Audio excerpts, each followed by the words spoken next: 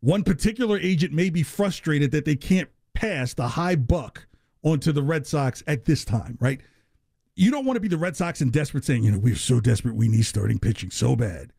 Then guess what the agent comes back with? Give my man everything he wants and a car and a spot in the seaport. You don't want to find yourself where your fingers bent backwards screaming uncle if you're the Red Sox. You've got to think of the bigger picture. And I think right now the immediate picture is, let's see what this team can do leading up to the trade deadline. If it's dead in the water, then guess what? Everybody thought it was going to be dead in the water anyway. But if it swims, it shows a little bit of life. I would think the franchise would have to say to itself, we cannot make this mistake again. Again.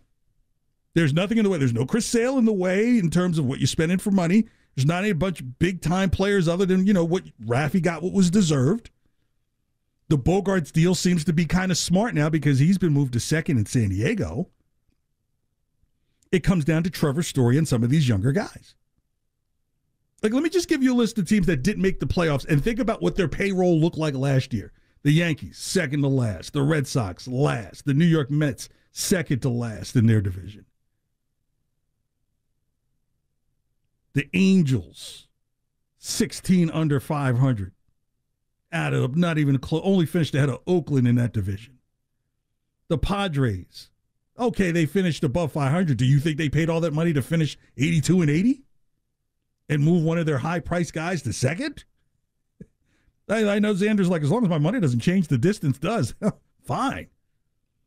The Giants, come on. All these teams spend and get no results. So if you're the Red Sox, I don't think you just jump in and say, we're going to spend.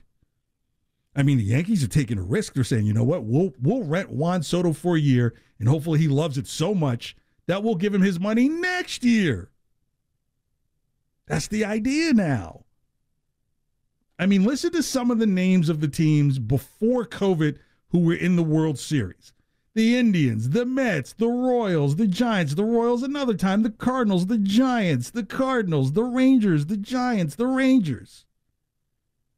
Those are not a bunch of big spending teams at that time. And I think some of these Major League Baseball teams are kind of like, well, look at what happened pre-COVID in terms of who got there. Because if you talk about after COVID, Dodgers, Astros, Braves, Astros, Phillies, Rangers, spending. You have to decide if you're going to try and wade into this spending water and hope it works out, or wait for the market to settle back down and you get to 2015, 2016 level times.